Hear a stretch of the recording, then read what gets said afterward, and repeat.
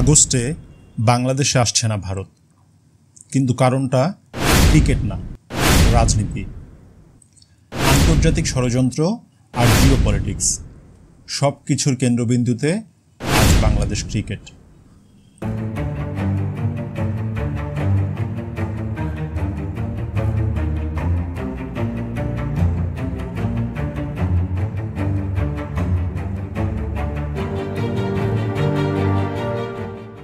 আজকের ভিডিওটা শুধুই ক্রিকেট নিয়ে নয়, এটা আমাদের দেশের অবস্থান, কূটনীতি আর আন্তর্জাতিক রাজনীতির সঙ্গে বাংলাদেশ ক্রিকেটের সম্পর্ক নিয়ে। ভারত আগস্টে বাংলাদেশ সফরে আসছে না, এটাই শুধু খবর নয়, বরং এর পেছনে লুকিয়ে আছে ভয়ঙ্কর সত্য। বাংলাদেশ ক্রিকেট বোর্ডে দীর্ঘ সময়ের এক মিটিং হয়েছে, যেটা ছিল প্রায় 6 ঘন্টারও বেশি সময়।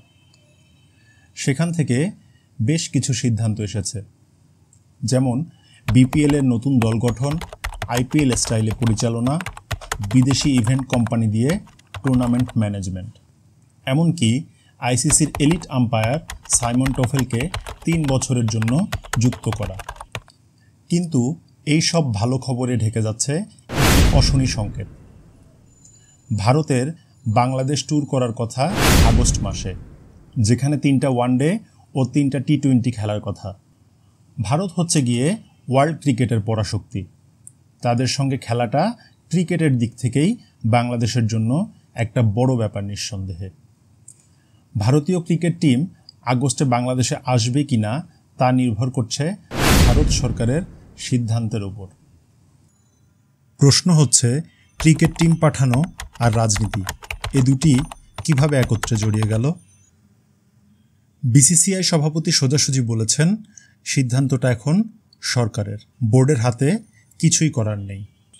বিসিবিও আজ স্বীকার করেছে, ভারত এখনও অফিসিয়ালি কোনো কনফার্মেশন দেয়নি।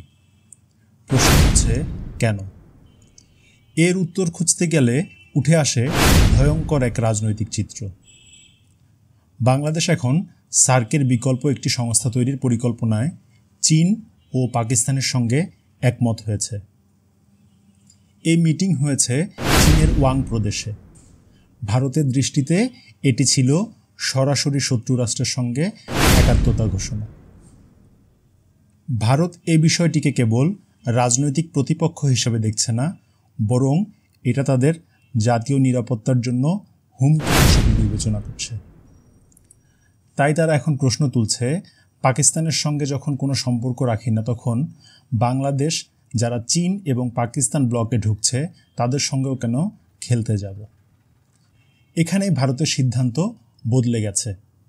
আর এই সিদ্ধান্ত শুধুই ক্রিকেটের না, এটা সরকারের জিও স্ট্র্যাটেজিক পলিসির অংশ হয়ে গেছে। এদিকে বাংলাদেশের জন্য এই সফর ছিল আর্থিকভাবে বিশাল গুরুত্বপূর্ণ। মিডিয়া রাইটস বিক্রি, আন্তর্জাতিক সম্প্রচার, ব্র্যান্ড ভ্যালু সবই এই সফরের উপর নির্ভরশীল ছিল। ভারত না এলে কোটি কোটি টাকার ক্ষতি নিশ্চিত প্রায়। এখানে শুধু ক্রিকেট না, আর্থিকভাবে ক্ষতিগ্রস্ত হবে বিসিবি, এবং আন্তর্জাতিক মঞ্চে বাংলাদেশ ক্রিকেটের অবস্থানও দুর্বল হয়ে যাবে। আপনাদের মনে আছে জিম্বাবুয়ে সিরিজের কথা? সেই জিম্বাবুয়ে সিরিজ কিন্তু কেউ সম্প্রচার করতে আগ্রহ দেখায়নি। শেষমেশ বিটিভি দেখিয়েছিল ম্যাচগুলো। এখন সেই একই বিপদ আবার সামনে এসে দাঁড়িয়েছে। বিসিবি প্রেসিডেন্ট আমিনুল ইসলাম বুলবুল বলছেন, আমরা পজিটিভ আলোচনায় আছি, কিন্তু তিনি নিজেই জানেন এই আলোচনার গতি নির্ভর করছে দুই দেশের সরকারের সম্পর্কের ওপর। আর বর্তমান বাস্তবতায় ভারত যদি না আসে, তাহলে সেটা হবে শুধুমাত্র রাজনৈতিক কারণে। এই সফরটা আদৌ হবে কি না সেটা এখন আর বোর্ড টু বোর্ড আলোচনার বিষয় নয়, এটা এখন রাষ্ট্রীয় স্তরের বিষয়। একটু ভাবুন, ভারতীয় ক্রিকেট বোর্ড যদি সরকারের অনুমতি ছাড়া কোনো সফর চূড়ান্ত করতে না পারে, তাহলে বুঝতে হবে এটা কেবল ক্রিকেট নয়, এটা ভারতীয় রাষ্ট্রের কৌশলগত বার্তা। ভারত বলছে, তুমি যদি পাকিস্তানের সঙ্গে জোট বাঁধো তাহলে আমরা তোমার সঙ্গ ত্যাগ করব। শেখ হাসিনা সরকারের সময় বাংলাদেশ ভারতের সার্ক পলিসিকে সমর্থন করেছিল। এখন মোহাম্মদ ইউনূসের সময় বাংলাদেশ নতুন জোটে যাচ্ছে, যেটা ভারত এবং আমেরিকা কেউই মেনে নেবে না। আর আমেরিকা তো এমনিতেই বাংলাদেশকে চাপ দিয়ে চলেছে ইন্দো প্যাসিফিক স্ট্র্যাটেজিতে টানার জন্য। এখন ভারত যদি বাংলাদেশে না আসে তাহলে সেটা হবে শুধু নরম ক্রিকেটের কূটনীতি নয়, বরং সরাসরি কঠোর ভূরাজনৈতিক বার্তা। এখনও ভারত আনুষ্ঠানিকভাবে কোনো কিছু না বললেও বিসিবি প্রেসিডেন্টের কথায় সেই ইঙ্গিত স্পষ্ট। তিনি বলছেন, আমরা পরবর্তী সময়ে সিরিজ আয়োজনের চেষ্টা করব। মানে আগস্টে সিরিজ যে আর হচ্ছে না তা ধরেই নেওয়া যায়। চলুন এক নজরে দেখে আসি ভারত না আসলে বাংলাদেশ কি কি ক্ষতির মুখে পড়তে পারে। মিডিয়া রাইটস ডিলগুলো ঝুলে যাবে, কোটি কোটি টাকার ক্ষতির মুখে পড়বে বিসিবি, আর আন্তর্জাতিক ক্রিকেটে বাংলাদেশকে আলাদা করে রাখা হবে। এবং সবচেয়ে বড় কথা, ক্রিকেটীয় যে কূটনীতি আছে সেই কূটনীতিতে বাংলাদেশ দুর্বল হিসাবে বিবেচিত হবে।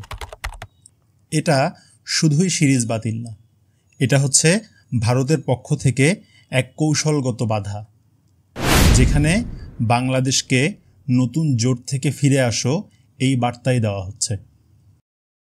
এখন প্রশ্ন হচ্ছে, এই সফর বাতিলের পেছনে কি সত্যি মোহাম্মদ ইউনূসের ভূমিকাই প্রধান, নাকি ক্রিকেটের বৃহৎ স্বার্থে বাংলাদেশ সরকার নিজেদের কূটনৈতিক অবস্থান বদলাবে? এই প্রশ্নের উত্তর আগামী এক সপ্তাহের মধ্যেই জানা যাবে। কিন্তু একটি বিষয় এক কথায় বলে দেয়া যায়, ভারত যদি এবার বাংলাদেশ সফরে না আসে তাহলে সেটা হবে বাংলাদেশ ক্রিকেটের জন্য শুধুই একটি সিরিজ খোয়ানো নয়, বরং আন্তর্জাতিক রাজনীতির এক বিশাল ধাক্কা। আপনি কি মনে করেন, ভারত কি তাদের সফর বাতিল করবে? বাংলাদেশ কি কূটনৈতিকভাবে সত্যি ভুল পথে হাঁটছে? আপনার মূল্যবান মতামত জানিয়ে লিখতে পারেন আমাদের কমেন্ট বক্সে।